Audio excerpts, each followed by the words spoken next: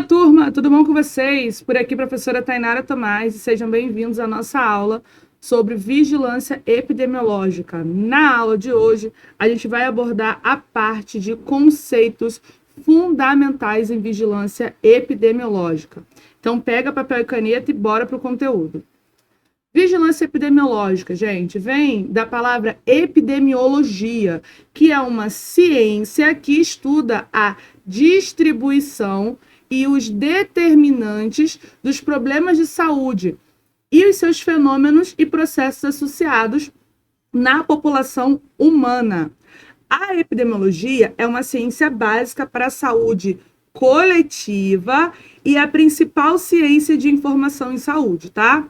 Ela estuda mais na prática ali, principalmente a ausência de saúde sobre as formas de doenças e agravos. Esses últimos definidos por um diagnóstico clínico. Seu objeto são as relações de ocorrência de saúde e doença em massa. Então, a vigilância epidemiológica ela vai estudar ali como que acontece o processo de saúde e doença na sociedade, nas comunidades, nas classes sociais, em grupos específicos, tá? As relações vão ser referidas e analisadas mediante ao conceito de risco. Então, eu vou estudar com vigilância epidemiológica como que ocorre o processo de saúde ou agravo relacionado a doenças ou relacionados a situações que envolvam a saúde em um grupo específico. Para a gente entender o que é saúde, o que é risco, o que é agravo, eu trouxe aqui detalhado para vocês os conceitos, tá? Então, saúde. A Organização Mundial da Saúde, em 1946, define a saúde como um completo estado de bem-estar físico, mental e social. Galera, marca que isso aqui é a definição de saúde pela OMS, tá? E não apenas a ausência de doença ou enfermidade. Vale lembrar aí, né, que muita gente ainda tem a ideia de que saúde é ausência de doença visível, tá? E risco? Risco é entendido pela epidemiologia como a probabilidade de ocorrência de uma doença grave, óbito ou condição relacionada à saúde, tá? Em uma população ou em um grupo em um determinado período. Por isso que a vigilância epidemiológica, ela vai se basear no risco. Ela vai ter lá uma doença ou um agravo e ela vai determinar, através da análise daqueles dados, o risco de ocorrer um aumento dos casos, o risco de se tornar, por exemplo, uma nova pandemia, certo? E agravo à saúde ou dano à saúde, tá? O que seria isso? É conceituado como mal ou prejuízo à saúde de um ou mais indivíduos, de uma coletividade ou população, tá bom? Outros termos importantes para a gente é o termo fator de risco, marcador de risco e grupo de risco. Fator de risco, quando seu efeito pode ser prevenido. Então, gente, é certo na prova. Tem questões lá com alternativas que está perguntando sobre fatores de risco. 90% dos fatores de risco pode ser prevenido. Então, se tem uma alternativa na sua prova que tem um fator de risco, vê se aquilo pode ser prevenido ou não. Se pode ser prevenido, eu estou falando sobre fatores de risco. E aí a gente tem exemplos vários, né? Obesidade, hipertensão, uso de contraceptivos, doença coronariana, são tudo fatores de riscos que podem ser prevenidos, tá? Já o marcador de risco é quando são atribuídos inevitáveis fora da possibilidade de controle, como, por exemplo, o sexo. Então, um marcador de risco, a pessoa ser do sexo feminino ou masculino, isso não é um fator, isso é um marcador de risco, tá? Porque eu não consigo fazer uma prevenção ou alteração. E o grupo de risco? O grupo de risco é um grupo populacional exposto a um dado fator ou identificado com um determinado marcador de risco. Aonde que vocês têm que tomar mais cuidado? Aqui, ó, a diferença entre fator e marcador. Fator eu posso prevenir. Marcador é inevitável, tá bom? Surto, epidemia, pandemia e endemia. Disparado os conceitos que mais aparecem em vigilância epidemiológica e que a gente ainda confunde. Então, bora lá. Surto é a ocorrência de 2 ou mais casos epidemiologicamente relacionados. Alguns autores denominam ali o surto epidêmico ou apenas surto. O surto ocorre quando eu tenho uma doença ou um fenômeno em um espaço restrito, tá? Um espaço delimitado. Como, por exemplo, o aparecimento de uma doença em uma creche. O aparecimento de uma doença em apenas um bairro. Lembra que surto é a única palavra dessas 4 que tem a letra R, de restrito, tá? Então, surto é uma doença ou algum agravo em uma determinada região, em algo restrito, tá? Epidemia é a ocorrência em uma comunidade ou região de caso de natureza semelhante, claramente excessivo à relação ao esperado. Gente, presta aqui, começa com E de excessivo. Epidemia é, por exemplo, a gente teve um surto de dengue, todo ano tem, é controlado, do nada aquilo foge de controle. Várias regiões, a comunidade inteira está se contagiando. Então, quer dizer que está sendo excessivo, está indo além do esperado para aquela doença. E aí a gente chama isso de epidemia, beleza? Pandemia, grava que pandemia, ela começa com o P, de país, certo? Eita, Tainara escrevendo aqui, ó, erradíssimo. Cadê? A nossa borracha, em vez de virar um S, virou um Z. Agora sim. Pandemia é a que tem o P de país, onde eu vou ter uma epidemia em larga escala geográfica, que pode atingir o país inteiro ou outros países. Então, vamos fechar. Surto com R de restrito. É a única que tem R. Então, é algo que é restrito, é só num determinado local, numa determinada região. Epidemia com E de excessivo. Tem um surto que foge do controle e atinge mais do que o esperado, beleza? Pandemia, com P de país. Aquela endemia atingiu o país inteiro ou chegou em outros países e continentes. E aí a gente vem para endemia. Endemia, que é muito parecido com epidemia, a palavra. Então, vamos entender como a gente diferencia.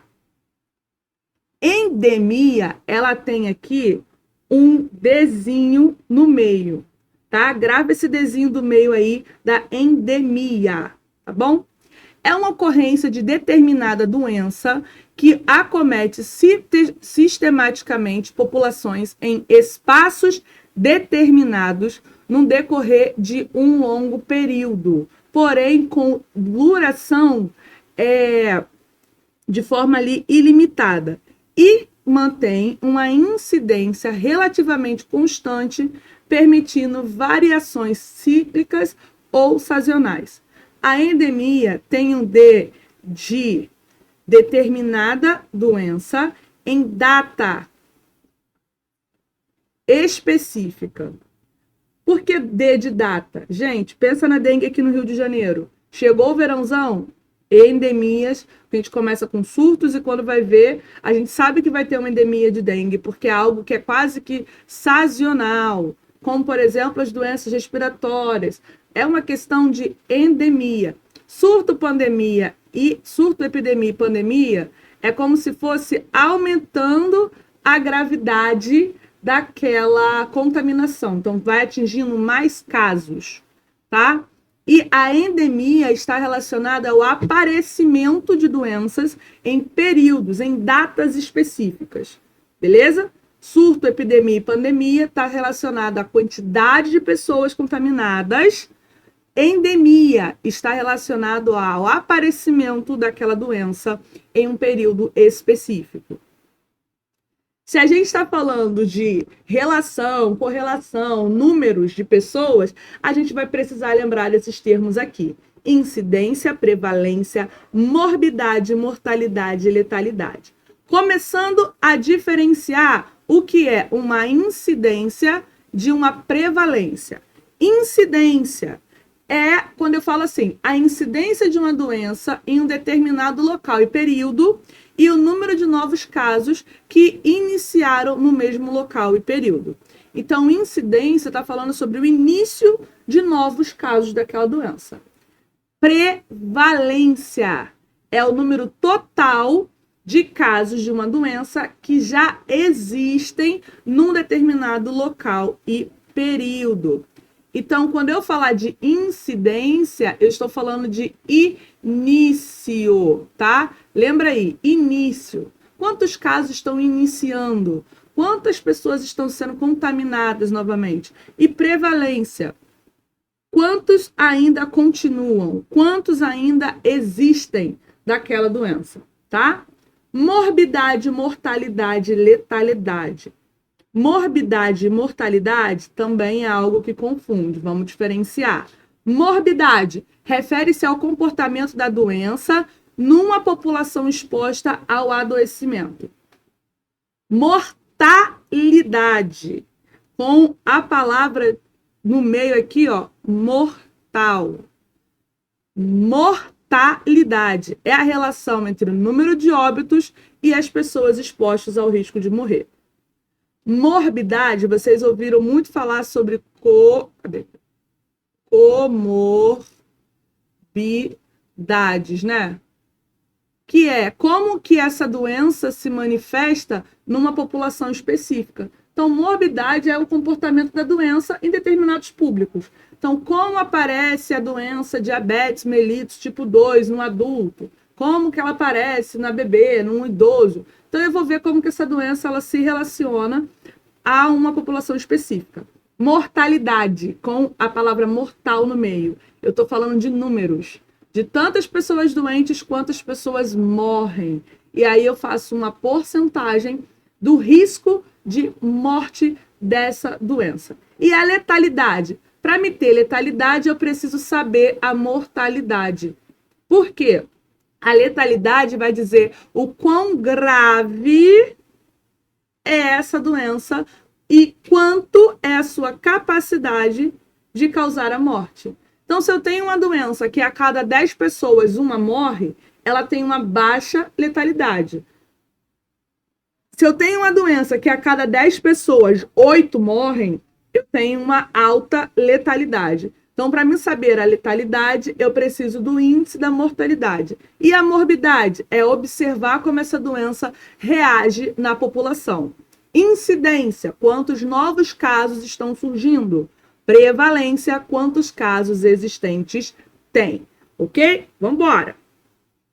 Agora, vigilância epidemiológica e vigilância sanitária. Vigilância epidemiológica, a vigilância sanitária, a gente pode dizer que ela está dentro ali da vigilância epidemiológica, ela é um braço da epidemiologia, tá? Então, vigilância epidemiológica são ações que proporcionam conhecimento através da detecção ou da prevenção de qualquer mudança nos fatores determinantes e condicionantes da saúde individual ou coletiva, que serve para recomendar e adotar medidas de prevenção e controle.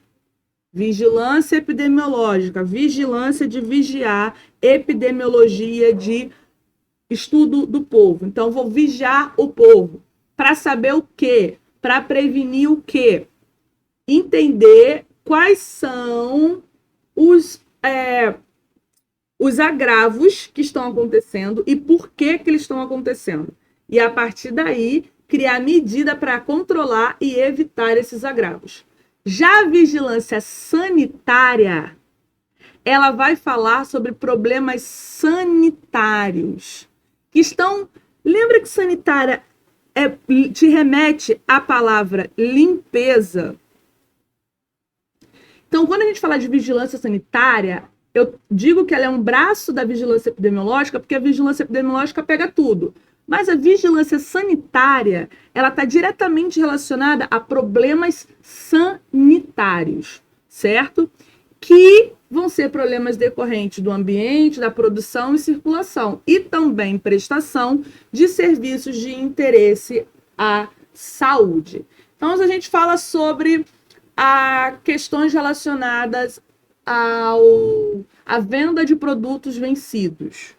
Eu vou estar falando sobre vigilância epidemiológica, porque isso pode gerar algum agravo à saúde das pessoas, mas principalmente eu vou estar falando de vigilância sanitária, porque eu estou falando de bens de consumo, eu estou falando de bens de interesse à saúde, tá? Falando de bens, falando de informação, a gente vai ter os nossos sistemas de informação. Aonde que eu vou colocar, onde que eu vou arquivar, onde que eu vou salvar essas informações sobre os fatores condicionantes determinantes da saúde? É simples. A gente vai salvar tudo isso nos sistemas de informação em saúde, nos SIS, que é uma estrutura que realiza a coleta de dados, transformando informações relevantes para o profissional da saúde, hospitais e clínica. Assim como ela vai gerar o acesso a uma base de dados compartilháveis, que será possível ter um maior conhecimento sobre a movimentação do segmento médico e tomar decisões mais assertivas em diferentes casos. A implementação do SIS acompanha avanços da medicina e ela vai buscar oferecer aos médicos e seus auxiliares acessos em dados em tempo real para a gente poder otimizar os atendimentos, tá bom? Quais sistemas de informação a gente tem? Tem um montão. Eu trouxe aqui alguns e vou destacar dentro deles uns importantíssimos que sempre vão surgir aí nas nossas provas. A gente tem o SIAB, que é o Sistema de Informação de Atenção Básica, que ele é nível nacional. E a gente tem o SIAMED, que aí ele já é sobre informações de medicamentos, mas ele é nível estadual. O SIASUS, que é nível nacional, sobre informações ambulatoriais. O CISUS, que é de informações hospitalares. O SIM, que esse aqui é muito apresentado em prova, que fala sobre a mortalidade nacional. O SINAM, que é o recorde número 1 de aparecer em questões relacionadas à saúde coletiva, que é o Sistema de Notificações de Agravo. A gente também vai ter o CITOX, que é o Sistema Nacional de Informação de Tóxico Farmacológico. O outro que aparece bastante é o SINASS, que é o Sistema de Informações de Nascido Vivo. E aí a gente vai, né? A gente tem o CISAGO, o CISM, o CISVISA, tem vários sistemas de informação, que nada mais é do que sistemas onde eu vou colocar aqueles dados para poder fazer a parte métrica, a avaliação sistematizada de quantos estão os índices de incidência, prevalência, a mortalidade. A gente vai tirar isso da onde? Desses grandes bancos onde nós mesmos, profissionais da saúde, realizamos o preenchimento dos dados. Lembra que eu falei que tem algum sistema que é muito importante? E aí a gente tem o SINAM, né? O Sistema Nacional de Notificação. E dentro dele, a gente vai ter um negócio chamado notificação compulsória. Por que compulsória? Porque ela é uma notificação de forma obrigatória. Não tem escolha, não vou notificar. Você tem que notificar, é obrigatório. Para todos os profissionais de saúde ou responsáveis pelos estabelecimentos. E quando eu falo isso, eu incluo todo mundo, independente do sistema ser público ou do sistema ser privado, tá? O sistema de notificação compulsória, ele vai estar dentro do sistema de informações de agravo e notificações, que é o SINAM, e ele deve ser feito até se for uma suspeita de caso. Ah, mas não confirmou a doença ou agravo ou evento de saúde pública, é só suspeita. Tem que fazer a notificação compulsória, tá?